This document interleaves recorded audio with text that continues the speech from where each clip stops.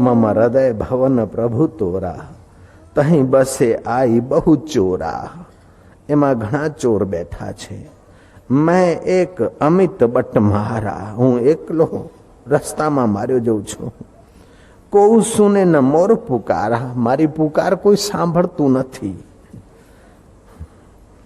भाग्यू नहीं नाथ उबारा, हे नाथ हवे हूँ भागू छू, तमे उबारो नहीं तो हूँ थाकू छू।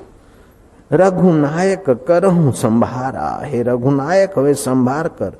चिंता यही मोही अपारा, मने ए अपार चिंता छे। शू चिंता छे के अपजस जानी होई तुम्हारा, तमारो अपयश थशे मने चिंता छे। कारण के मारू हृदय हतुं त्यां सुधी मने चिंता हती, पण ए मारू हृदय तारू घर कर्युं अने तारा घरमां चोर पेठा होय तो अपयश तारो थशे। आई जा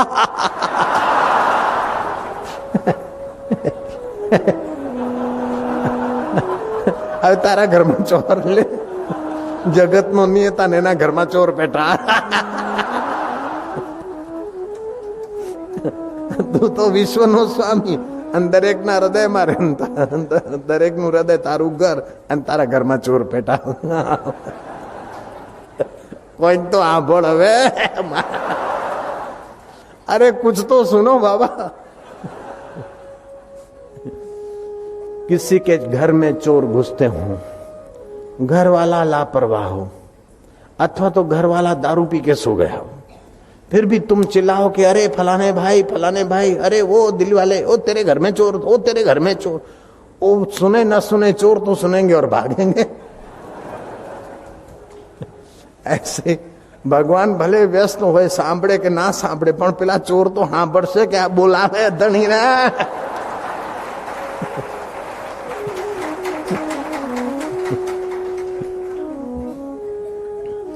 मम हृदय भवन प्रभु तोरा, ये तो पक्का करने जैसा है। मम हृदय भवन प्रभु तोरा, तहीं बसे आई बहु चोरा, तहीं बसे आई बहु चोरा। मैं एक अमित बट मारा, मैं एक अमित बट मारा। को सुने न मोर पुकारा, को सुने न मोर पुकारा। भाग्यू नहीं नाथ उबारा, रघुनायक करहूं संभारा, रघुनायक करहूं संभारा। चिंता यही मोही अपारा, मेरे को अपार चिंता हो रही है। चिंता यही मोही अपारा, अपजस जानी होई तुम्हारा, तुम्हारा अपजस हो जाएगा। तुम्हारे घर में चोर, चोर आए, चोर चोर रे चोर। हे महाराज सांभळो। इस भाव से भी आपके मन में प्रसन्नता आ जाए तो काम बढ़िया है, सौदा सस्ता है। कभी ये भाव तो कभी भगवान का नाम लेते लेते लेते दोनों हाथ ऊंचा करके प्रसन्नता को उभारो। भगवान बोलते मन प्रसाद सौम्यत्वम, मन की प्रसन्नता ये प्रसाद है। सौम्य भाव, खुशी ये प्रसाद है। इब्राहिम लिंकन अपने मेज के पास 10-20 छोटे मोटे जोक्स के किताब रखता था। पार्लियामेंट में सवाल जवाबों में जब थकान उबान महसूस करता, रिसेस करवा के अपने शांत कमरे में जाता और जोक्स के किताब पढ़ता। हल्की बातें सुन पढ़कर भी अगर हंसी लोग करके स्वस्थ हो सकते हैं तो आप तो तुलसीदास की और कन्हैया की और गुरुओं की बात याद कर, ऊंची बात करके और ऊंची याद करके, ऊंची मजाक करके, ऊंचा हास्य करके अपना जीवन ऊंचा क्यों नहीं कर सकते। जय श्री कृष्ण। काका कालेलकर लिखते हैं कि 1 घंटा तो रोज हंसने के लिए अलग से रखना चाहिए, लेकिन मैं कहता हूं कि अलग से 1 घंटा रखो ये भी मुसीबत। जब मौका मिले 1-8 घंटे में 2-5 मिनट गाबड़ा पाड़ दो हंसने के लिए तो वो और ज्यादा फायदे वाला हो। अब हम 2 घंटे सत्संग करें, 2 घंटे काम करें, 2 घंटे ये करें, 23 घंटे में 1 घंटा अलग से हम हंसे तो ये नहीं हो सकता। लेकिन 1 घंटे में 2-5 मिनट हंसी खुशी हो जाती है तो 1 घंटे का कार्य भी हमारा निर्दुख होता है, प्रसन्न हो जाता। हंसते के साथ हंसे दुनिया, रोते को कौन बुलाता। કેટલાક આમ બે ઓમ ભૂર્ભુવઃ સ્વઃ તત્સવિતુર્વરેણ્યં ભર્ગો દેવસ્ય ધીમહિ ધિયો यो न प्रचोदयात् ओम अल्लाहु अकबर ओम नमो शिवाय ओम नमः शिवाय ओम नमो भगवते वासुदेवाय ओम नमो भगवते वासुदेवाय। अब तू जप करता है कि लड़ाई करता है? કેટલાક લોકો પાછા ધ્યાન કરે,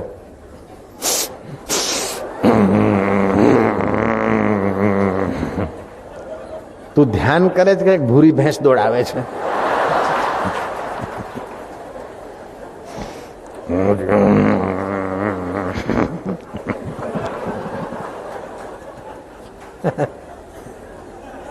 तू ध्यान करता है कि भूरी भैंस दौड़ाता है। हरिओम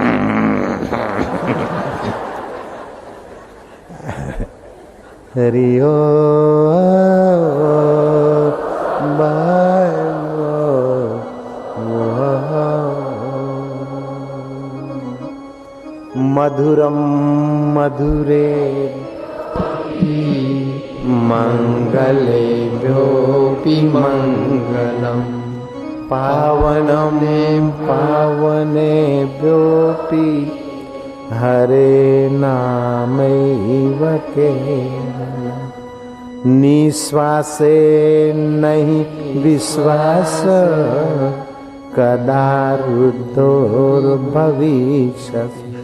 कीर्तनीयं मतो बाल्या हरे नामैव केवलम। ऋषि કહે છે કે ભગવાનનું નામ મધુરથી મધુર છે, પાવનથી પણ પાવન છે। નિશ્વાસનો કોઈ ભરોસો નથી, પ્રાણ પખેરું ક્યારે નીકળી જાય કંઈ કહેવાય નહીં। નિશ્વાસે નહીં વિશ્વાસ કદા रुद्धोर भविष्यसि कीर्तनीयम मतो बाल्यात हरे नामैव केवलम। बाल्यकाल से ही हरि के नाम का आश्रय लो, हरि के नाम के साथ आश्रय के साथ हरि के साथ अपना जो सनातन संबंध है, तुलसीदास जी ने जो बताया उस ढंग से कहो। मैं मम हृदय भवन प्रभु तोरा, मारू हृदय तारू भवन छे, तारू घर छे। मारू हृदय प्रभु तारू घर छे, मेरा हृदय तेरा घर है। तह बसे आई बहु चोरा, उसमें बहुत चोर घुसे हैं। खिन्नता, अशांति, क्रोध, लोभ, मोह, मद, मात्सर्य, घमंड, इस प्रकार से शांति और आनंद को चुराने वाले चोर घुस के बैठे। मैं एक अमित बट मारा, मैं एकल दोकल बटे मार्गु जैसा मारा जा रहा हूं। को सुने न मोर पुकारा, मेरी पुकार कोई सुनता नहीं। भागे हूं नहीं नाथ उबारा, वो भागते नहीं, अब तुम उबारो। रघुनायक करहूं संभारा, हे रघुनायक હવે તારા ઘરની તું સંભાળ કર મારા દેવ। ચિંતા यही मोही अपारा, મને હવે ઘણી ચિંતા થાય છે કે તારા ઘરમાં ચોર બેઠા। અબજસ જાને હોય તુમ્હારા, મને લાગે છે કે તમારો અબજસ થશે, એટલે પણ આ ચોરોને ભગાડો અને તમારું ઘર હાચવો। કેવી મજાની ભગવાનની સાથે સવાર સવારે મીઠી મધુર વાર્તા હોય। એ કર્યા પછી રામ રામ રામ રામ હરિ હરિ હરિ હરિ હરિ હરિ હરિ હરિ હરિ હરિ હરિ હરિ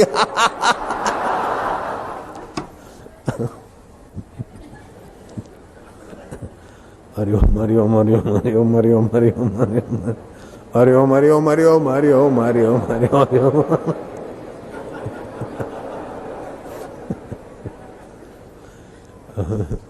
ओम नमः शिवाय ओम नमः शिवाय नमः शिव शिव शिव शिव शिव शिव शिव शिव शिव। तारू घर छे, हृदय मारू घर तारू, हूँ तारो तू मारो मारा वालुड़ा। इस प्रकार आप मन प्रसाद अच्छी तरह से उभार सकते हैं। सौम्य भाव लाइए, फिर आत्म निग्रह के सद्गुण को बढ़ाइए। गाड़ी कितनी बढ़िया हो लेकिन ब्रेक के बिना गाड़ी व्यर्थ है। कई बार सुना होगा साइकिल आ रही बड़ी तेजी से, और सिपाही ने विसल मारा कि बिना बत्ती साइकिल रोको। साइकिल वाला ने कहा कि ए खाकी कपड़ा किनारे हो जाओ, ए सपाटा हटी जा, पेलो के साइकिल उभी राख, पेलो के खसी जा नहीं तो तारा माथे पड़ीश, बत्ती नहीं शू ब्रेक पण नहीं तारा माथे पड़ीश ल्या। तो मैं पूछता हूं कि आपके जीवन की गाड़ी में ज्ञान की बत्ती और संयम की ब्रेक है कि नहीं? अगर नहीं है तो फिर गाड़ी कहीं किसी पर भी गिर सकती है। गाड़ी में जो ट्यूब पड़ता है, टायर पड़ता है, घंटड़ी लगती है, वो साइकिल के लिए नहीं लगती है, मुसाफिर के लिए लगती है। कार में जो सीटें लगती वो कार के लिए नहीं लगती, कार में बैठने वाले के लिए लगती। ऐसे तुम्हारे शरीर में जो मन, इंद्रियां, बुद्धि और सब पुर्जे लगे हैं तो शरीर के लिए नहीं लगे, तुम्हारे को परमात्मा तक पहुंचने के लिए इसमें साधन लगे हैं, इसलिए इसका उपयोग करो। शरीर ये जीवन का फल भी नहीं है और शरीर साध्य भी नहीं है। शरीर फल भी नहीं है और साध्य भी नहीं है, शरीर तो केवल साधन है। और साधन को आपको कहां जाना ये पता नहीं है तो साधन का उपयोग क्या? इधर उधर भटक के खत्म कर दोगे। आपको जाना है ऐसी जगह पर कि जहां से फिर पतन न हो, पहुंचना है ऐसी जगह पर कि फिर दुख आपको छू न सके। जानना है ऐसी चीज को कि जिसको जानने के बाद कुछ जानना बाकी नहीं रहता। पाना है ऐसे सुख को जिसको पाने के बाद कुछ पाना बाकी नहीं रहता है। और मिलना है ऐसे पिया को कि जिसको मिलने के बाद सारी दुनिया तुम्हारे लिए दीवानी हो जाए।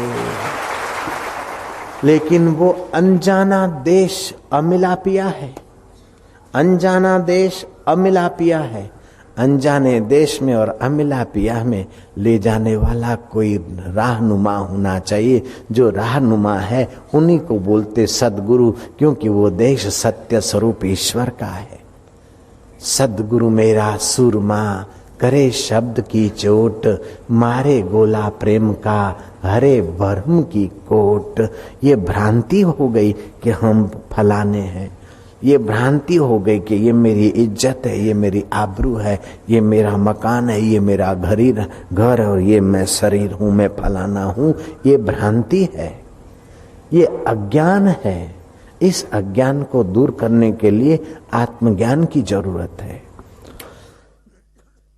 ये आत्मज्ञान देने वाले सद्गुरु दाता बड़े उदार आत्मा होते हैं।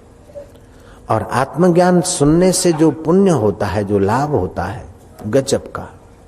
स्नातम तेन सर्व तीर्थम, उसने सारे तीर्थों में स्नान करने का फल पा लिया जिसने आत्मज्ञान का सत्संग सुना। दातम तेन सर्व दानम, उसने दान पुण्य कर लिया। कृतम तेन सर्व यज्ञम, उसके द्वारा सारे यज्ञ हो गए और उसके द्वारा सारे पितरों को तर्पण हो गया। जिसने एक क्षण भी परब्रह्म परमात्मा का सत्संग सुनकर उसमें विश्रांति पाई। ये ऐसा है। कबीर ने कहा तीर्थ नाये एक फल, संत मिले फल चार, सतगुरु मिले अनंत फल, कहत कबीर विचार।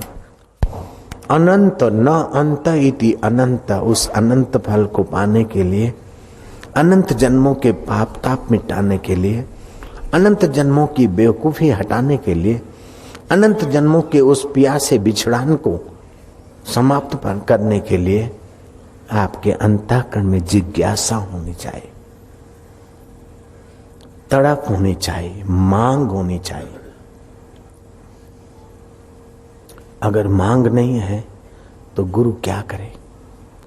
गुरु की ये विशेषता कि मांग जगा दे। आपके हृदय में मांग नहीं होगी तो आप वहां पहुंचेंगे नहीं। आप मांग जगा दे। તમારી आवश्यकता છે कि બધા दुखोती छूटवानी चावी। आप चाहते हैं कि मेरे को कोई दुख ना हो, लेकिन मांग उस प्रकार की नहीं है।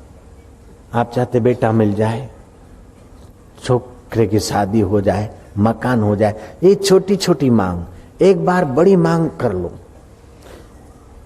एक कुंवारा था, उसकी शादी नहीं हो रही थी, गया गुरु के पास। गुरु ने कहा मैं तेरे को शादी का मंत्र दे दूं, शादी हो जाए, फिर आएगा गरीबी मिटाने के लिए, फिर तू गरीबी मिटाने का मंत्र करेगा वर्षों तक, फिर गरीबी मिटाने वाला देवता है। गरीबी मिट गई, शादी हो गई, फिर बेटा नहीं होगा तो बेटे के लिए फिर आएगा, और बेटा हो जाए और बेटे की शादी नहीं हो तब भी तू रोएगा। मैं तेरे को एक ही मंत्र दे देता हूं, अमुक देवता आ जाएंगे और तू उनसे मांग लेना कि मैं अपने पुत्र वधू को सुवर्ण के कलश में छाछ बिलोता देखूं, मैं अपनी बहू को, बेटे की पत्नी को सोने के कलश में छाछ बिलोता देखूं। अब बेटे की पत्नी तब आएगी जब तेरी पहले आएगी, और तेरी आएगी और बेटा होगा, और फिर बेटा बड़ा होगा और धन भी आएगा, तब तो सोने के कलश में उसकी बहू, उसकी पत्नी छाछ बिलोएगी। एक ही मंत्र से सब काम हो जाए, लेकिन मैं इस मंत्र पर भी राजी नहीं होता हूं।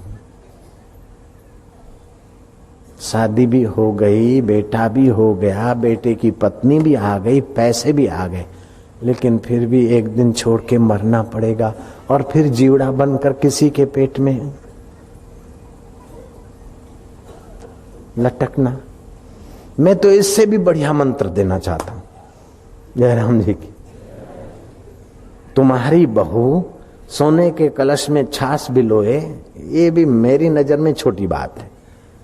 मैं तो ये चाहता हूं कि तुम्हारी बहू नहीं, लेकिन तुम्हारी वह बेटी, तुम्हारी बेटी ऐसे को बिहाए जो विश्व का स्वामी हो। बुद्धि रूपी तुम्हारी बेटी विश्वनियता परमात्मा को बिहा दो, बस कल्याण हो जाए। भीष्म पितामह कहते हैं कि कृष्ण, मैं अपनी बेटी तुम्हारे को अर्पण कर रहा हूं, जिसको मैंने जप तप से पवित्र रखी है, सुंदर बना रखी है, और उसको तुम ही वरण करो। ये मेरी बुद्धि रूपी बेटी अगर तुमको दे दी तो मेरा जन्म मरण पूरा हो गया। जब तक बुद्धि है, ये चाहिए वो चाहिए, इधर जाना है उधर जाना है, तब तक भटकना है। बुद्धि लग गई तुम्हारे साथ तो मैं अलग कैसे हो सकता हूं। गीता कहती है तस्य प्रज्ञा प्रतिष्ठिता, उसकी प्रज्ञा पर ब्रह्म परमात्मा में प्रतिष्ठित हो जाती। तो आप बुद्धि में ऐसा जिज्ञासा भरो कि बुद्धि रूपी बेटी पर ब्रह्म परमात्मा को वरण कर ले। भर्गो देवस्य धीमहि भूर्भुवः स्व तत्सवितुर्वरेण्यम, हम भगवान को वरण कर ले, हमारी बुद्धि, भगवान हमें स्वीकार कर ले, हमारी मति को। ये सबसे बड़ा भारी मंत्र है। सोने के कलश में छाछ बिलोहेगी बहू, फिर भी दुखों का अंत नहीं होगा, लेकिन इससे दुखों का अंत हो जाएगा, अज्ञान का अंत हो जाएगा, जन्म मरण का अंत हो जाएगा, पाप ताप का अंत हो जाएगा। आज सुबह बताया था कि सवेरे का ध्यान, श्वेत वर्ण का ध्यान मानसिक बल, बौद्धिक बल, आरोग्य बल जगाने में मदद करता है। भगवान की भक्ति तो होती है, लेकिन सुबह के समय श्वेत वर्ण का ध्यान, दोपहर के समय लाल रंग का ध्यान, और शाम संध्या के समय काली का ध्यान, काले रंग का ध्यान, अथवा भगवान श्याम सुंदर अथवा शिव जी के वो रुद्र रूप का ध्यान आप में शौर्य लाएगा। राजा इक्ष्वाकु ने मनु महाराज का अर्घ्यपाद से भली प्रकार पूजन किया। मनु महाराज ने पूछा क्यों मेरे को याद किया था। इक्ष्वाकु राजा ने कहा कि गुरुवर, मुझे लग रहा है कि संसार में मेरा समय, शक्ति और जीवन खत्म हो रहा है। ये दुर्लभ मनुष्य जीवन में अगर मैंने कुछ नहीं पाया तो फिर और हल्की योनियों में भटकना अनिवार्य हो जाएगा। गुरुवर, मैंने सोने के बर्तनों में भोजन करके देख लिया, गुरुदेव ललनाओं के साथ जी कर देख लिया, पदार्थों का उपभोग करते करते मैंने अपने बल, बुद्धि, तेज, तंदुरुस्ती और आयुष्य को दांव पे लगा दिया। आखिर ये बुढ़ापे के सफेद बाल मौत की खबर ला रहे हैं। गुरुदेव, मैं जन्मों से भटका हुआ, माताओं के गर्भों में लटका हुआ, अब तुम्हारी शरण आया। हे करुणा वरुणालय, तस्मात् कारुण्य भावेन, अपनी करुणा भक्ति से, करुणा भाव से मुझ जन्मों के भटके हुए को मार्गदर्शन दीजिए गुरुदेव। तब दयालु मनु महाराज ने कहा, ज्यादा कहने से क्या लाभ राजा इक्ष्वाकु। मुझे राजा अज ने याद किया, मैं वहां जा रहा था, तूने याद किया तो तेरे पास आ गया। मुझे आकाश मार्ग से जाना है। थोड़ी सी सार बात सुन ले। हे राजा इक्ष्वाकु, तू नित्य अंतर्मुख होने का अभ्यास कर। अंतर्मुख होने से मनुष्य के सारे दुख, पाप, ताप और वासनाएं क्षीण हो जाती। तुलसीदास ने भी कहा, निज सुख बिन मन होवै की थीरा। निज अंतर्मुख होकर निज सुख के बिना मन शांत पवित्र कैसे होगा। बिनु रघुवीर पद जिय की जरनी न जाई। भगवत पद के सुख के बिना, भगवत पद की शांति के बिना हृदय की तपन नहीं जाती। मनु महाराज ने कहा, राजा इक्ष्वाकु, तू नित्य अंतर्मुख रह। वासना को बढ़ाने वाले भोगों के पीछे मत दौड़, वासना को निवृत्त करने के ज्ञान के तरफ आ जा।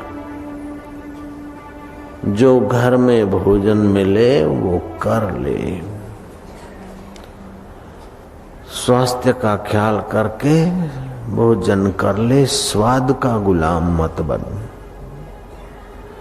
जो वस्त्र मिले पहन ले, अंग ढकने के लिए। शौकीन बनकर संसार में फंस मरना तुम्हारे लिए उचित नहीं। जहां नींद आए वहां सो जा। ये पलंग चाहिए, फूलों की चदरिया चाहिए, फलाना चाहिए, खपे खपे में अपने को खपाने वाले विलासी राजा का अनुकरण मत कर। राजन, नित्य अंतर्मुख रहो तो तुम्हारे सारे कष्ट मिट जाएंगे, सारे दुख मिट जाएंगे।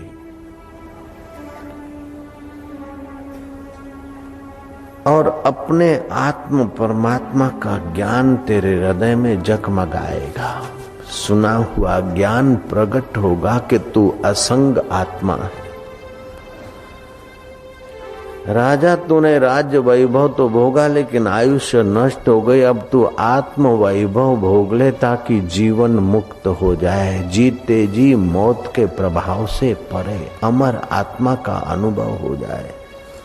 जहां कोई दुख नहीं, कोई शोक नहीं, कोई मुसीबत नहीं, कोई पाप ताप छू नहीं सकता। ऐसा तेरा आत्मा है, उसको जानकर तू सब दुखों से छूट जा। मीराबाई ने तुलसीदास को पत्र लिखा था। श्री तुलसी सुख निधान दुख हरत गोसाई। हे संत सुख निधान, दुख हरने वाले, बार ही बार प्रणाम करूं, अब हरो शोक समुदायी। ये मेवाड़ की रानी कहलाती हूं, लेकिन ये शोकाकार है। ये हीरे मोती जवाहरात और भोग तो भविष्य में दुख देने वाले हैं। महाराज, मेरा शोक निवृत्त हो, ऐसा उपाय बताओ। बार ही बार प्रणाम करूं, अब हरो शोक समुदायी।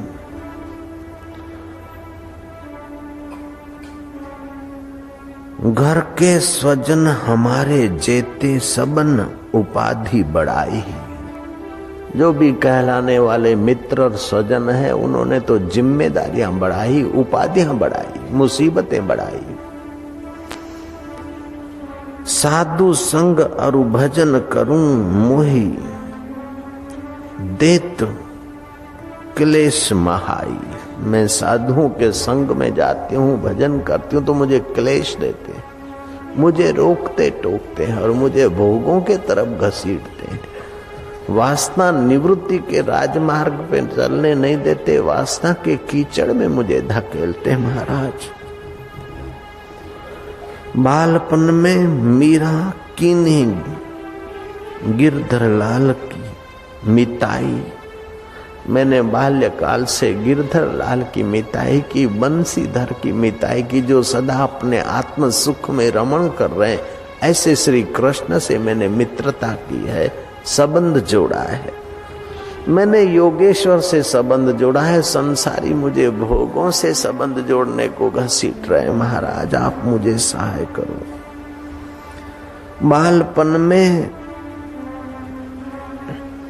बालपन ते मीरा कीन्ही गिरधर लाल की मिताई, सो तो अब छूटत नहीं क्यों हूं लगी लाल बरियाई।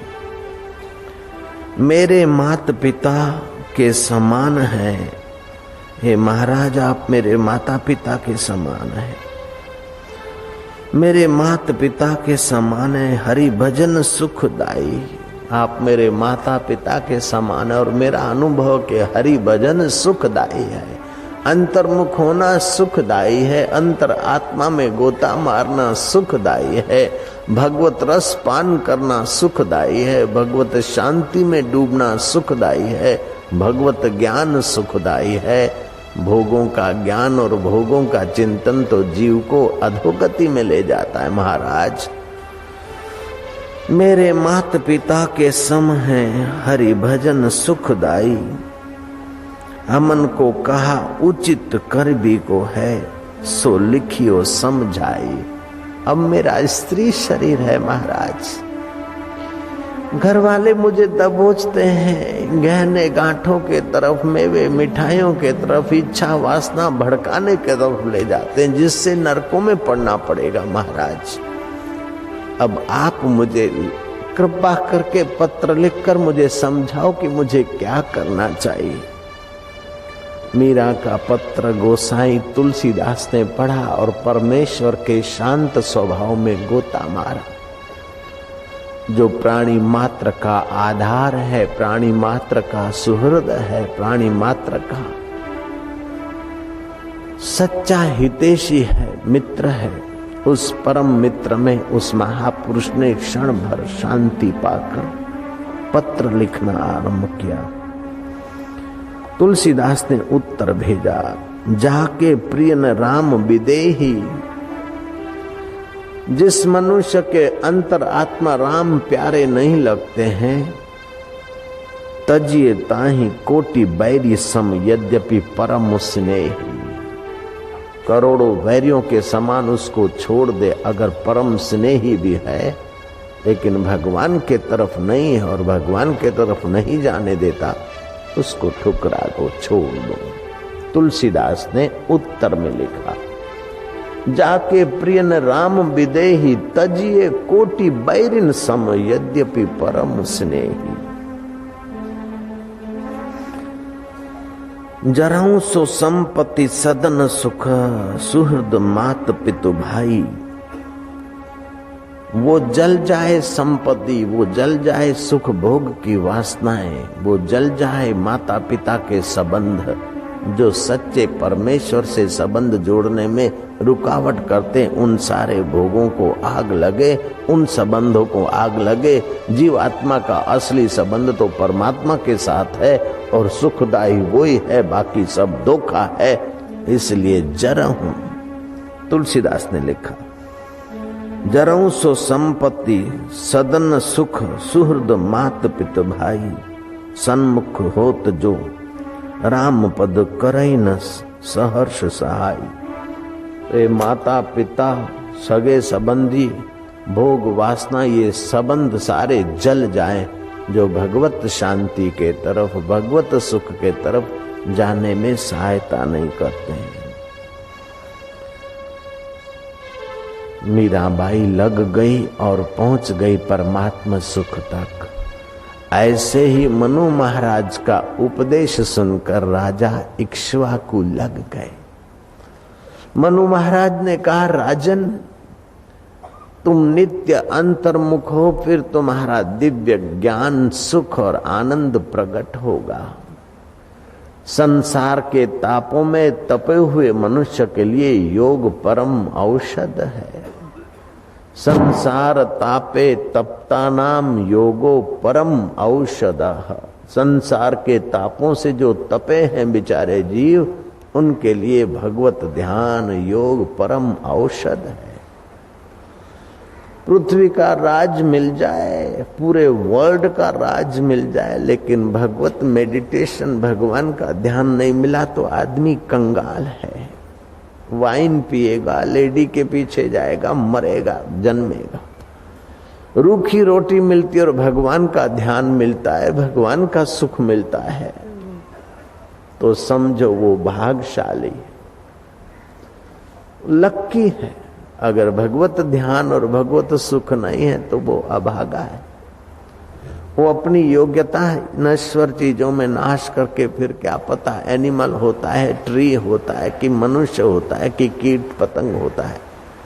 दुख ही दुख है। हे राजा, जो अंतर्मुख होकर अपने आत्मा परमात्मा के ज्ञान को पाते, ऐसे ज्ञानवान जिस ईंट पर पैर रखते वो ईंट पूजने योग्य हो जाती।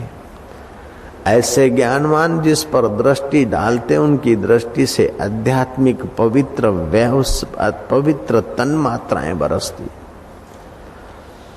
वे पुरुष जिस वस्तु को छूते हैं वे वस्तु प्रसाद हो जाती है, और जो वचन बोलते हैं वो दुख नाशक बन जाते हैं। ऐसा पवित्र वो परमात्मा का ध्यान है। आंख के 13 पलकारे गिरे, उतनी देर भी परब्रह्म परमात्मा के ध्यान में कोई डूब जाए तो उससे जगदान करने का फल होता है। भगवान शंकर ने वशिष्ठ को कहा,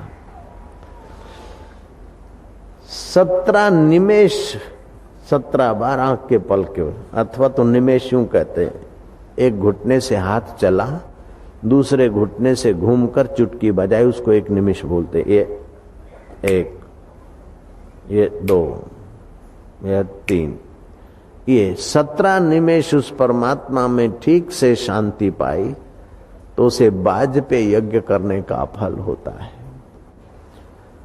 1 घड़ी 22.5 मिनट अगर उस परमात्मा में ठीक से शांत हो गया तो उसे राजसु यज्ञ करने का फल होता है। और 1 पहर अगर उस परब्रह्म परमात्मा में समाधिस्थ हो गया तो उसे अश्वमेघ यज्ञ करने का फल होता है। जिन संतों के दर्शन करने से संसारी लोगों के पाप ताप निवृत्त होते हैं, जिन संतों के दर्शन करने से संसारी लोग पुण्यात्मा बनते हैं, ऐसे संत भी परब्रह्म परमात्मा का ध्यान करके स्वयं पावन होते और दूसरों को पावन करते हैं। ऐसा है परमेश्वर का ध्यान, ऐसा है परमेश्वर की शांति। महामूर्ख में से महाकवि कालिदास कैसे बने? भगवान नाम जप करते करते ध्यान में मग्न हो गए। संसार के तापों से निवृत्त हो जाता है। वासना निवृत्ति का ये सुंदर उपाय, वासना क्षय का, दुख क्षय का, पाप क्षय का, बेवकूफी के अंत का, इससे बढ़िया कोई उपाय आज तक हमने नहीं देखा। भगवत ध्यान, भगवत नाम और भगवत प्रीति के निमित्त कर्म करें। कुछ कर्म प्रकृति के प्रवाह से होते हैं, कुछ कर्म अपनी वासना से होते हैं, कुछ कर्म नाना नानी दादा दादी के संस्कार जो खून में होते उनसे होते हैं, लेकिन ये सारे कर्मों और वासनाओं में सत्ता तो परमात्मा की है। तो परमात्मा की प्रीति का उनको मोड़ दे दे तो निर्बंध हो जाएगा। युद्ध के मैदान में घोर कर्म कर रहे हैं अर्जुन, फिर भी कर्म का बंधन नहीं लग रहा है। ये कर्म कौशल्य है, योग कर्मसु कौशलम। भगवान श्री कृष्ण का योग अद्भुत है, भगवान श्री कृष्ण का गीता का ज्ञान अद्भुत है। होना तो ये चाहिए कि उपदेश देने वाले ऊंचे गद्दी पे, सुनने वाले शिष्य नीचे बैठकर ग्रहण करे, जैसे टांकी ऊपर होती है बाल्टी नीचे। लेकिन कृष्ण ने गजब कर दिया है। तो कृष्ण सारथी, घोड़ा गाड़ी चलाने का काम कर रहे, तो अर्जुन की आज्ञा मानना चाहिए। लेकिन कृष्ण अर्जुन को उपदेश दे रहे, ज्ञान दे रहे। कैसे अद्भुत हैं कृष्ण अपने निष्ठा में। और उसी ज्ञान से अर्जुन के सारे शोक दूर हुए, अर्जुन के सारे कर्म बंधन कट गए। अर्जुन कर्म, घोर कर्म, युद्ध जैसे कर्म करते हुए भी निर्लेप नारायण पद को प्राप्त हुआ। ये भगवत ज्ञान और भगवत ध्यान जीव का उद्धार करने वाला है।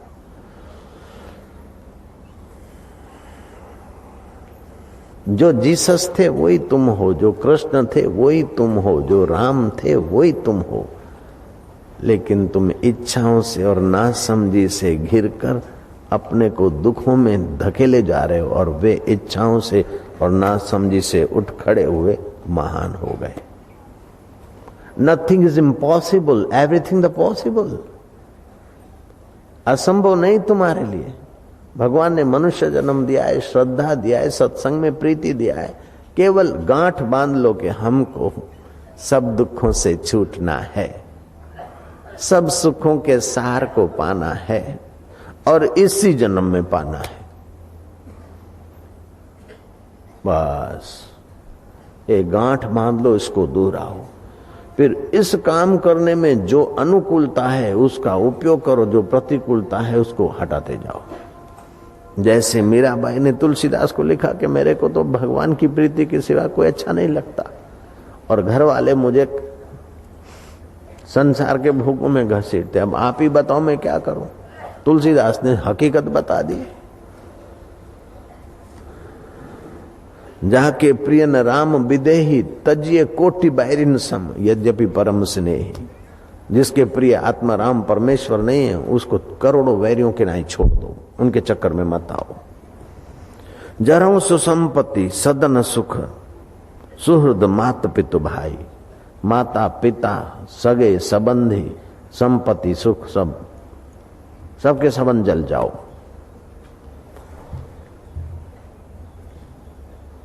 सन्मुख होए जो राम पद करहि न सहर्ष सहाय। जो ईश्वर के सुख के तरफ, ईश्वर के ध्यान के तरफ, ईश्वर के माधुर्य के तरफ जाने में मेरे को सहर्ष तुमको सहाय नहीं करते, उनको छोड़ो। ऐसे भोग, ऐसे वस्त्र, ऐसा भोजन, ऐसा सोचना छोड़ो। बहुत ऊंचा काम है और समय थोड़ा है, बड़ा कीमती समय है। एक श्वास भी दोबारा एक्स्ट्रा नहीं ले सकते। ऐसा मनुष्य जन्म कीमती है, उसको इधर उधर न गंवाए, गपसप में न गंवाए, अपना काम बना ले। जब मौत आएगी तो एक सेकंड रुकेगी नहीं, ऐसा कीमती आयुष्य है। अपने अकाल पुरुष को जान ले बंदा। सो साहेब सद सदा हजूरे, अंधा जानत ताको दूरे। हाजरा हजूर बैठा सी, वो जागदी जोत है, उससे विमुख मन हुआ संसार में भटकाता है। उसके सन्मुख हो जाए। सन्मुख होए जीव मोह जबहि, कोटि अग नाश ही तबहि। भगवान कहते हैं कि ये जीवात्मा मेरे सन्मुख हो जाए, अंतर्मुख हो जाए तो करोड़ों उसके पाप उसी समय नष्ट हो जाते हैं। वो शांति और सुख का अधिकारी बन जाता है। जिसने अनुराग का दान दिया उससे कण मांग लजाता नहीं।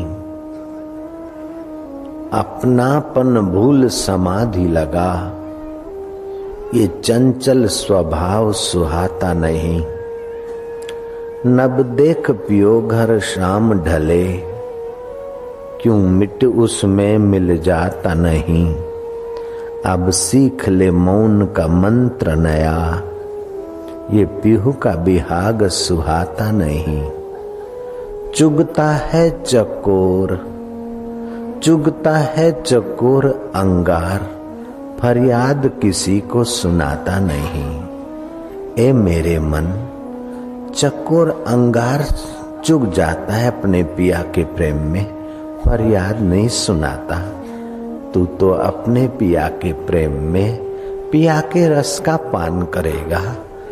ए मेरे मन, ए मेरी चंचल आंखें बाहर कब तक भटकोगी। जिनसे देखा जाता है उसमें विश्रांति पाओ। ए मेरे कान बाहर का क्या ध्यान दोगे। जिससे बाहर की वस्तुओं का ज्ञान होता है उस परमात्मा की ओर ध्यान दो। ए मेरे मन, बाहर के विकारों में कब तक भटकेगा। अपने निर्विकार नारायण के सुख में गोता मार, तेरा मंगल होगा, तेरा कल्याण होगा। जिसको अपनी संपत्ति का ज्ञान है कि मेरे पास लाखों करोड़ों रुपया है, उसको 5-25 रुपए का घाटा क्या दुख देगा। ऐसे जीवात्मा को पता चल जाए कि मैं अमर आत्मा सुख स्वरूप हूँ, तो उसे संसार की चीजें क्या दुख देगी, क्या आकर्षण के खाई में गिराएगी। जब तक जीवात्मा को परमात्मा सुख का रस नहीं आता, जब तक जीवात्मा को परमेश्वर स्वभाव में विश्रांति नहीं मिलती, तब तक उसे डर लगता है कि कहीं ये छूट न जाए, कहीं वो चला न जाए, आम ना थई जाए, तेम ना थई जाए, नुकसानी ना पड़ी जाए, घर खाली ना करવું પડે, દુકાનનું આમ ના થઈ જાય, રૂપિયા પૈસાનું આમ તેમ ના થઈ જાય। ये भय, शोक, चिंता, दीनता, हीनता और तमाम मुसीबतें तब तक रहती है जब तक अपने अथाह धन को नहीं जाना, जब तक अपने अथाह सुख को नहीं जाना, जब तक अपने अथाह आनंद को नहीं जाना, जब तक अपने अथाह ज्ञान को नहीं जाना। जैसे अड़द की दाल, अरहर की दाल उबालते समय उसकी कालीमा की झाग उस पर आ जाती है। अगर वो कालीमा की झाग नहीं उतारो तो अरहर की दाल पकती नहीं। गन्ने के रस ऊपर उसकी मैलेपने की झाग उसके ऊपर आ जाती है। अगर उसका मैलापना न फेंको, हटाओ, तो गुड़ में सौंदर्य नहीं आएगा। ऐसे ही तुम्हारे चित्त में ये भय का मैल और कर्म वासना का मैल चित्त से नहीं हटाओगे तो जीवन परिपक्व नहीं होगा। सिलड़ी के रस पर से मैल हटाते तब गुड़ पीला पीला चमचम चमकता है। अरहर की दाल से उसकी झाग की मैल हटाते तब अरहर की दाल परिपक्व होती है। ऐसे ही वासना का मैल और कर्तृत्व का मैल तुम्हारे चित्त से हटता है तो तुम्हारे चित्त में चैतन्य स्वरूप परमात्मा का सुख चम चम चमकता है और जीवन परिपक्व होता है। धन से जीवन परिपक्व नहीं होता, सौंदर्य से जीवन परिपक्व नहीं होता, सुख के साधनों से जीवन परिपक्व नहीं होता, लेकिन जीवनदाता के सामर्थ्य से जीवन परिपक्व होता है। बल ही जीवन है, दुर्बलता मौत है।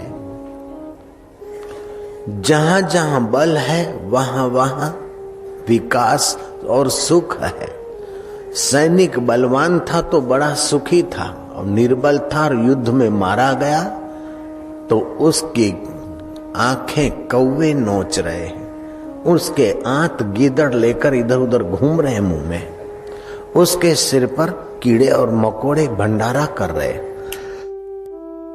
जिस सैनिक ने बल के समय चलते चलते कई कीड़े मकोड़े कुचल डाले, वो सैनिक बलहीन हो गया, कीड़े मकोड़े उसको नोच रहे हैं, क्योंकि बल का संबंध टूट गया। एक होता है शरीर बल, दूसरा होता है मनोबल, तीसरा होता है बुद्धि बल, चौथा होता है संगठन बल। इन चारों बलों को जहां से बल मिलता है वो है परमात्मा बल। शरीर का स्वास्थ्य भी उस परमात्मा सत्ता से आता है। साधन कमजोर हो गए, सत्ता से सामर्थ्य लेने की क्षमता घट गई, हम बूढ़े हो गए, दुबले हो गए। शरीर बल घटा, चलो मनोबल है तो खींच लेगा गाड़ी। मनोबल भी घटा तो बुद्धि बल से जी लेगा, बुद्धि बल भी थोड़ा घटा, संगठन बल से जी लेगा। लेकिन ये सारे बल जिससे आता है उस बल आत्मा बल से संबंध टूटा तो शरीर टिक नहीं सकता। हाथी में शरीर बल बहुत है, लेकिन शेर का मनोबल ऐसा कि झुंड के झुंड हाथी भाग जाते हैं। एक शेर गरजता है तो डजनों हाथी भाग जाते हैं। हाथी रात को, जंगली हाथी जब जंगल में सोते हैं तो 10, 12, 15 हाथियों का, 20 हाथियों का झुंड होता है। उसमें एक हाथी चौकी करता है कि हमको कोई उठा के ले न जाए, और दूसरे हाथी सोते। इतने डरपोक हैं कि जब शेर दहाड़ता है तो सब इधर उधर भागने लग जाते, और शेर उनके सिर पर चढ़ के उन्हें फाड़ डालता, मार डालता। तो हाथी के पास शरीर बल है, शरीर बल से ज्यादा बलवान मनोबल है। शेर के पास मनोबल है, शेर की विजय हो जाती है। और महावत के पास बुद्धि बल है, शेर को भी पिंजरे में रख देते हैं। सर्कसमैन के पास बुद्धि बल है, मनोबल का उपयोग बुद्धि बल से करके एक स्टूल से दूसरे स्टूल पर शेरों को बिठाते मनुष्य। और बुद्धि बल से भी संगठन बल ज्यादा महत्व रखता है। धनवानों के पास बुद्धि बल है, ऑफिसरों के पास बुद्धि बल है, लेकिन जिसके पास सामाजिक संगठन बल है वे ऑफिसर और धनवान नेता की खुशामद करते हैं, नेता को खुश रखने की कोशिश करते हैं। संगठन बल बुद्धि बल वालों से भी ज्यादा बाजी मार लेता है। मंत्री से पूछो, चपत वाला से, छे के नहीं, एमज होए। जय श्री कृष्ण। और संगठन बल होने पर भी अगर पवित्र भाव है तो जहां से सारे बल आते हैं उस परमेश्वर के नाते संत के द्वार पे आदमी चला जाएगा, चाहे राजा हो चाहे नेता। अगर पुण्य नहीं है और समझ ठीक नहीं है तो संगठन बल मिला, मैं भरतरी राजा हूं, खाओ पियो और लहर करो, तो काल गला दबोच देता और नरकों में घसीटता। लेकिन राजा भरतरी ने संगठन बल का भी शाश्वत आश्रय न लिया, शाश्वत बल का ही आश्रय लिया। शाश्वत बल आत्मा का है। शरीर मरने के बाद भी तुम्हारा उस आत्मा के साथ संबंध नहीं छूटता, नहीं टूटता। उसी आत्म सत्ता से ही तुम्हारी स्वर्ग की यात्रा होती है। उसी आत्म सत्ता से तुम्हारे पाप काटने के लिए नरकों की यात्रा होती है। वो आत्म सत्ता तुम्हें नारकीय यात्रा कराकर तुम्हें शुद्ध करता है और स्वर्गीय यात्राएं करके तुम्हें उल्सित करता है और फिर मनुष्य देह में ले आता है ताकि तुम देर सबेर उस आत्म बल को जानकर अमरता को पालो। राजकाज के आकर्षण से, व्यवहार से, परिश्रम से उबे थके राजा जनक जंगल के तरफ रथ को लेवा गए और मंत्रियों को, टहलुओं को दूर खड़ा करके तमाल वृक्ष के नीचे थकान मिटाने के लिए टेका देकर शुद्ध हवा खोरी के लिए बैठे। मंद मंद सुगंध और बसंत ऋतु की सुंदर हवाओं ने राजा की तनिक थकान, उदासी मिटाई। राजा जनक धर्मात्मा थे, महात्माओं का संग करते थे। आदमी का भविष्य उज्जवल है कि सत्यानाश होने वाला है, वो गणित आप लगा सकते हैं। अगर संतों के और भगवान के तरफ उसका झुकाव है तो देर सबेर उसका भविष्य उज्जवल है। अगर अहंकार और विकारों के तरफ और शराब कबाब के तरफ झुकाव है तो देर सबेर उसका सत्यानाश सुनिश्चित है। रावण विद्वान था, ब्राह्मण था, पुलस्त कुल में उत्पन्न हुआ था, लेकिन खान पान और व्यवहार गड़बड़ था तो हर 12 मने दे दीवा सलाई। विश्वामित्र विलासी राजा थे, लेकिन संतों का संग मिला और ऐसे महापुरुष हो गए कि राम लक्ष्मण विश्वामित्र की चंपी करने लगे। अम्रपाली विलासी वैश्या नर्तकी थी, भगवान बुद्ध का संग मिला और अम्रपाली महानता को वरी। તમે અત્યારે શું કરો છો એનાથી તમારું ભાવિ તમે નક્કી કરી શકો છો। અત્યારે તમારા ચિત્તમાં કયા તરફનું આકર્ષણ છે એનાથી તમારું ભાવિ તમે જોઈ શકો છો। પહેલાના કાળમાં જે થઈ ગયું, જે વીતી ગયું તે વીતી ગયું, પણ અત્યારે તમારી જિજ્ઞાસા ક્યાં છે? તમારી ભૂખ કેવા પ્રકારની છે? અહંકારને વધારવાની ભૂખ છે, ભોગ વાસનાને વધારવાની ભૂખ છે કે પ્રભુ પ્રેમને વધારવાની ભૂખ છે? સેવાની સાધનાની ભૂખ છે કે શોષણની ભૂખ છે? ખુશામત ખોરિયાઓની ખુશામતથી ખેંચાઈ જવાની ભૂખ છે કે સત્ય સાંભળવા વાળા સત્સંગની ભૂખ છે? જો સત્યની ભૂખ હશે તો ભવિષ્ય ઉજ્જવળ છે। જેને લોકો માન આપતા હોય, જેને કુટુંબીઓ માન આપતા હોય કે નોકરો માન આપતા હોય, એવા દુકાનના કે ઘરના કે સમાજના કે પડોશના વડાએ જ્યાં માન ન મળે અને ખરી સંભળાવે તેવું સ્થાન પણ ચોક્કસ શોધી કાઢવું જોઈએ। જય રામજી કી। અતિથિ વિશેષ કરીને બોલાવે ત્યાં તો જઈએ, પણ બોલાવે ને અને આપણી સામું પણ કદાચ ના જુએ તો પણ એવા સ્થળે પ્રયત્નપૂર્વક જવું જોઈએ જે સ્થળે જવાથી આપણું ભવિષ્ય ઉજ્જવળ થાય, જે સ્થળે જવાથી આપણું જીવન ધન્ય થાય।